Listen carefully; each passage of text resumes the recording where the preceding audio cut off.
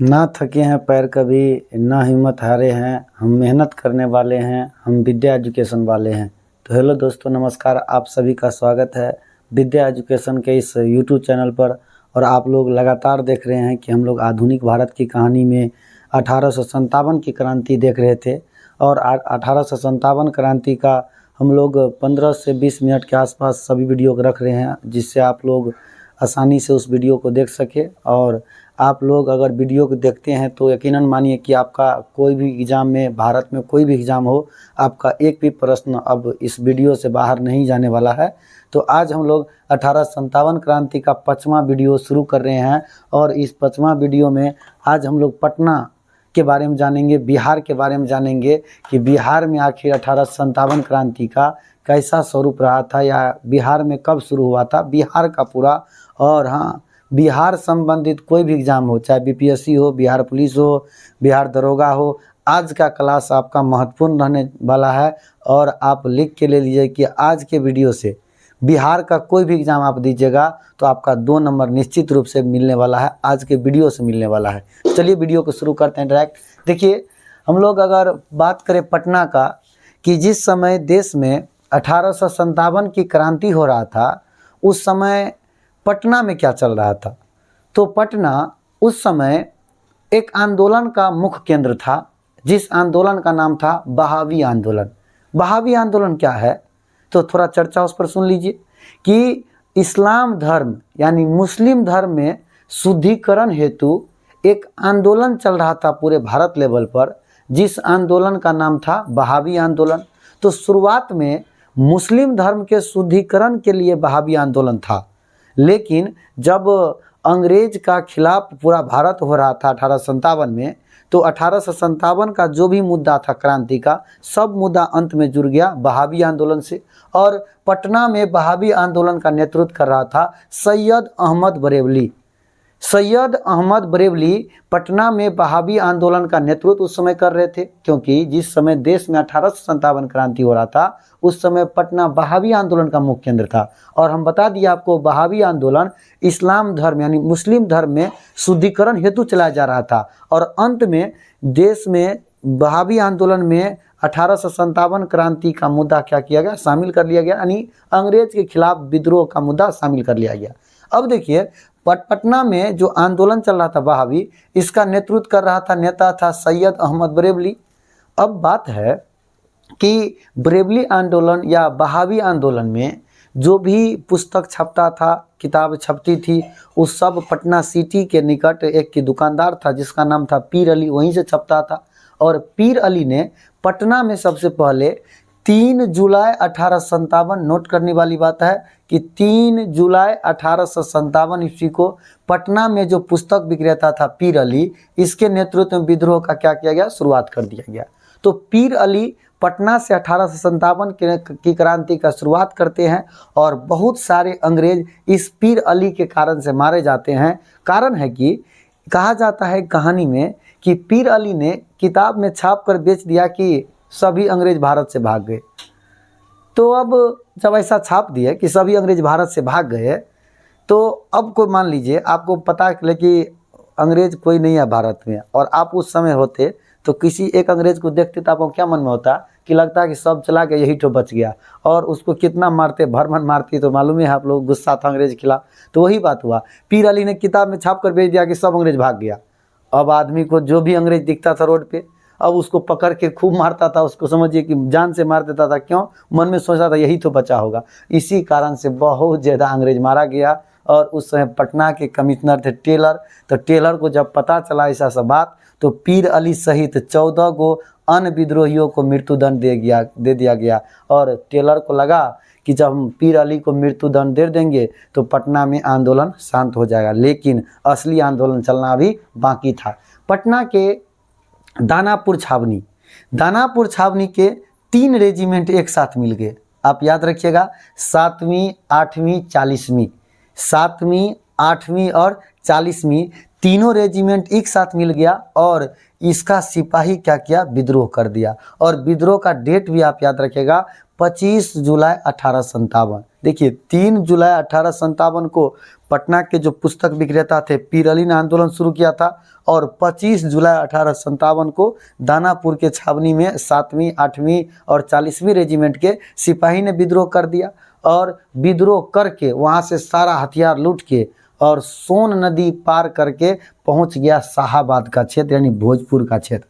और भोजपुर के क्षेत्र पहुंचकर अपना नेतृत्व इसने वीर कुंवर सिंह को सौंप दिया, बाबू वीर कुंवर सिंह को सौंपा। जैसे मेरठ के सिपाही ने दिल्ली जाकर बहादुर शाह जफर को अपना नेतृत्व सौंपा था, नेता माना था, ठीक उसी प्रकार से 7वीं 8वीं 40वीं रेजिमेंट जो दानापुर में था इसका सिपाही जगदीशपुर पहुंचा, शाहाबाद भोजपुर का क्षेत्र, और जगदीशपुर में जाकर बाबू वीर कुंवर सिंह को अपना नेता बना लिया। और वीर कुंवर सिंह ने, याद रखिएगा, देखिए 3 जुलाई 25 जुलाई 27 जुलाई, अब इसके 2 दिन के बाद 25 जुलाई को दानापुर रेजिमेंट में हुआ और 2 दिन जोड़ दीजिए तो 25 तो 27 जुलाई को वीर कुंवर सिंह ने आरा पर क्या किया, कब्जा कर लिया। तो आप डेट याद रखिएगा, वीर कुंवर सिंह ने आरा पर कब्जा कब किया, तो 27 जुलाई 1857 को। और 29 जुलाई को डनवर के नेतृत्व में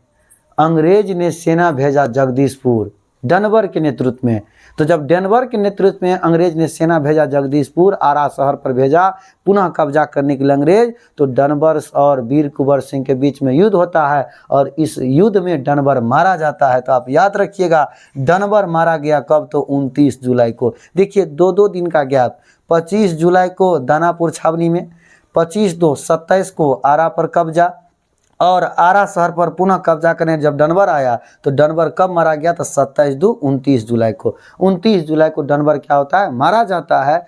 अब जब देखा कि डनवर यहाँ पर मारा गया तो विंसेंट आयर के नेतृत्व में पुनः भारी भरकम सेना भेजा गया आरा। और जब भारी भरकम सेना भेजा गया तो अब अगस्त याद रखिएगा, 3 अगस्त को, कै अगस्त को, 3 अगस्त को विंसेंट आयर के नेतृत्व में आरा शहर पर कब्जा किया गया और देखा माहौल गड़बड़ होने वाला है तो बाबू वीर कुंवर सिंह बिहार छोड़ देते हैं, जगदीशपुर छोड़ देते हैं और आरा छोड़कर यूपी और एमपी में जो भी नेता विद्रोह करा था अंग्रेज के खिलाफ उनसे मिलने चले जाते हैं। तो जो भी यूपी एमपी में अंग्रेज के खिलाफ विद्रोह कर रहे थे उनसे मिलने चले गए कौन, तो बाबू वीर कुंवर सिंह। और बाबू वीर कुंवर सिंह जब उनसे मिलने गए तो आप याद रखिएगा कि कहाँ कहाँ के राजा से मिलने गए थे, तो मिर्ज़ापुर, रीवा, बांदा, बनारस, प्रयागराज, कानपुर और अवध। एक बार पुनः सुनिएगा कि मिर्ज़ापुर के राजा से मिलने गए, रीवा के राजा से मिलने गए, बांदा के राजा से मिलने गए, बनारस के राजा से मिलने गए, प्रयागराज के राजा से मिलने गए, कानपुर और अवध के राजा से मिलने गए। तो सबसे महत्वपूर्ण क्वेश्चन यहाँ से एक बनता है कि इतना जगह गए न सही, लेकिन कहाँ के राजा वीर कुंवर सिंह का सम्मान नहीं किया, आदर नहीं किया। तो जो राजा अंग्रेज से मिला होगा वह बाबू वीर कुंवर सिंह का स्वागत नहीं करेगा और उसमें नाम आता है रीवा के राजा का।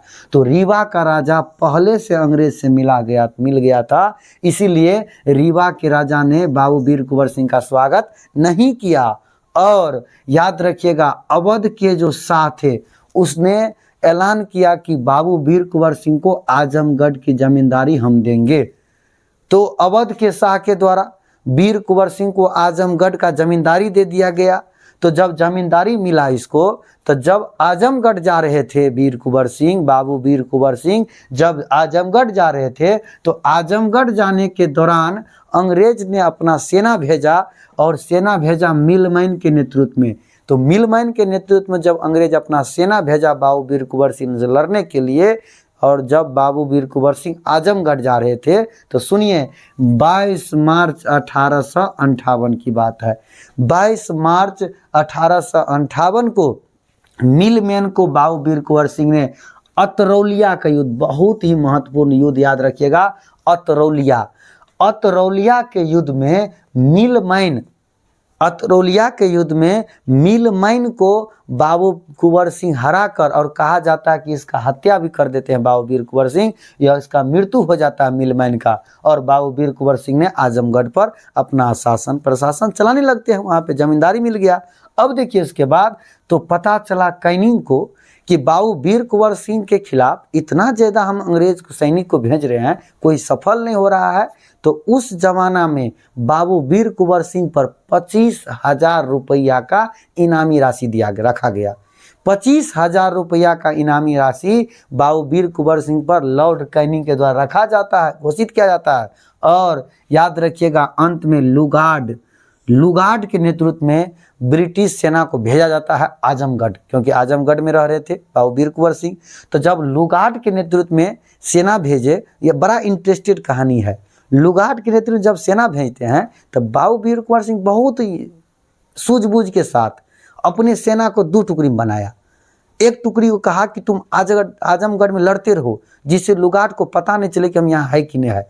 तो एक टुकड़ी को लड़ने भेज दिया और अपना वहाँ से क्या किया, निकल ले। और अपना जब वहाँ निकल गए तो लुगार्ड पूरा कब्जा किया, और जब कब्जा किया तो पता चला यहाँ पे वीर कुंवर सिंह है ही नहीं।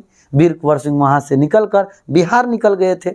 जब बिहार वो निकल गए थे तो बिहार निकलने के क्रम में रास्ते में आप याद रखिएगा, जब गंगा नदी को पार कर रहे थे तो लीग्रांड, याद रखिए नाम, लीग्रांड और डगलस ने इसका पीछा किया, और लीग्रांड से इसका अंत समय बहुत भयंकर युद्ध होता है। और कहा जाता है कि जब गंगा नदी को पार कर रहे थे तो बाबू वीर कुंवर सिंह के एक हाथ में गोली लग गया, जिस कारण से बाबू वीर कुंवर सिंह अपना एक हाथ काट कर गंगा नदी में क्या कर दिए, भसा दिए या दान कर दिए। तो याद रखिए, पूछता है वीर कुंवर सिंह ने अपना हाथ काट कर किस नदी में दिया था, तो गंगा नदी में दे दिया गया था। और अंत में घायल अवस्था में युद्ध लड़ते रहे, एक बार लीग्रांड को हराया भी, और अंत में 26 अप्रैल 1858 को बाबू वीर कुंवर सिंह का मृत्यु हो जाता है। और बाबू वीर कुंवर सिंह का मृत्यु 26 अप्रैल 1858 को हो गया। और जब इसका मृत्यु हो गया तो पूरा कमान इसके भाई अमर सिंह चलाते हैं, संभाल लेते हैं। और अमर सिंह ने छापामार तरीका से कैमूर की पहाड़ी में छुपकर युद्ध करते हैं, लड़ते हैं। और अमर सिंह ने जगदीशपुर में समानांतर सरकार का भी गठन करते हैं, जो क्वेश्चन बीपीएससी कितना बार पूछ चुका है। समानांतर सरकार की गठन जगदीशपुर में कौन किया था, तो बाबू वीर कुंवर सिंह के जो भाई है उसका नाम है अमर सिंह। अमर सिंह ने समानांतर सरकार का गठन किया था जगदीशपुर में, इस बात को भी याद रखिएगा। और जब अमर सिंह पर प्रेशर बना गया तो अमर सिंह भाग जाते हैं नेपाल, और नेपाल से पकड़कर जब उसको लाया जाता है तो जेल में ही उसका मृत्यु 5 फरवरी 1860 को हो जाता है। ये बात को भी याद रखिएगा।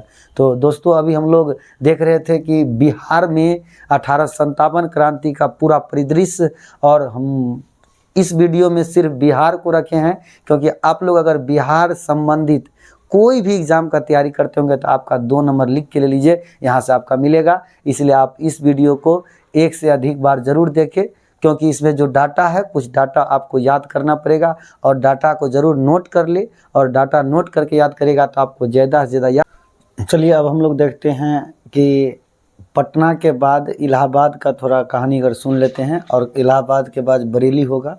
तो सभी कहानी जो इंडिविजुअल देख रहे थे अलग अलग तरीक़ा से, वो कहानी आज क्लियर हो जाएगा। और कल हम लोग 1857 के क्रांति में कौन जगह से कौन सा व्यक्ति भाग लिया था, कहाँ पर विद्रोह कौन दबाया, उसका शॉर्ट नोट देखेंगे। अभी हम लोग डिटेल सुन रहे थे, चलिए देखते हैं इलाहाबाद। अभी हम लोग जस्ट पटना को देखे थे, आप पटना को याद रखिएगा। अब इसके बाद इलाहाबाद में, जिसका वर्तमान नाम अभी सुन रहे हैं प्रयागराज, यहाँ पर अभी महाकुंभ भी लगा है। तो प्रयागराज यानी इलाहाबाद में एक व्यक्ति थे जिसका नाम था लियाकत अली। लियाकत अली ने इलाहाबाद पर अपना अधिकार कर लिया, और इलाहाबाद के पूरे शहर पर जब अधिकार कर लिया तो ये अपना केंद्र बनाया था खुसरो बाग को, और खुसरो बाग को अपना केंद्र बनाकर अपना शासन किया। और कर्नल नील के नेतृत्व में जब यहाँ पर ब्रिटिश सेना भेजा गया तो कर्नल नील ने पूरा इलाहाबाद शहर पर कब्जा पुनः अधिकार कर लिया।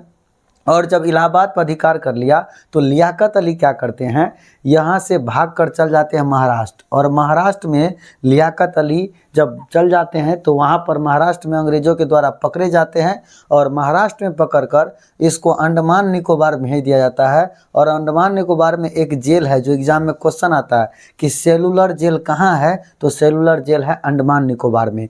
इसी अंडमान निकोबार में मतलब भेजा जाता है किसको, लियाकत अली को, और लियाकत अली को यहाँ पर काला पानी का सज़ा दी जाती है और यहीं पर लियाकत अली का मृत्यु हो जाता है। तो याद रखिएगा, इलाहाबाद में विद्रोह का नेतृत्व करने वाला व्यक्ति है लियाकत अली और विद्रोह को दबाने वाला है कर्नल नील।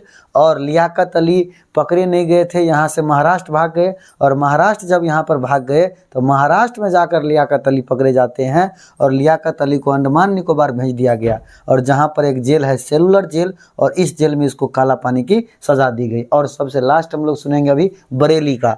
बरेली में जो विद्रोह का नेतृत्व कर रहे थे उसका नाम था खान बहादुर खान। खान बहादुर खान ने बरेली में विद्रोह का नेतृत्व किया, और यहाँ पर जो विद्रोह का शांत किया उसका नाम है कैंपवेल। कैंपवेल के नेतृत्व में यहाँ पर विद्रोह शांत किया गया, और यहाँ पर विद्रोह शांत हुआ 5 मई 1858 ईस्वी को। और इस प्रकार अभी हम लोग देखें कि पटना में कैसे हुआ, क्या हुआ, जो बहुत ही महत्वपूर्ण है किसी भी बिहार संबंधी कोई भी एग्जाम के लिए। उसके बाद हम लोग इलाहाबाद देखें, और उसके बाद हम लोग देखें बरेली, और कल देखेंगे पूरा सभी जगह और उसका विद्रोही नेता और उसको कौन सा अंग्रेज ने शांत किया, उस सभी को देखेंगे। तो आप लोग वीडियो में लगातार बने रहे। अगर वीडियो पसंद आता है तो लाइक, कमेंट और सब्सक्राइब जरूर करें, और ज़्यादा से ज़्यादा वीडियो को आप लोग अपने मित्रों के पास पहुंचाएं। और आप लोग किसी भी विद्यार्थी को अगर कोई भी विषय समझने में दिक्कत होता है तो आप इस चैनल को फॉलो करके सब्सक्राइब करके रखिए। सभी विषयों का समाधान बारी बारी से किया जाएगा। और आज के लिए इतना ही। नमस्कार, प्रणाम।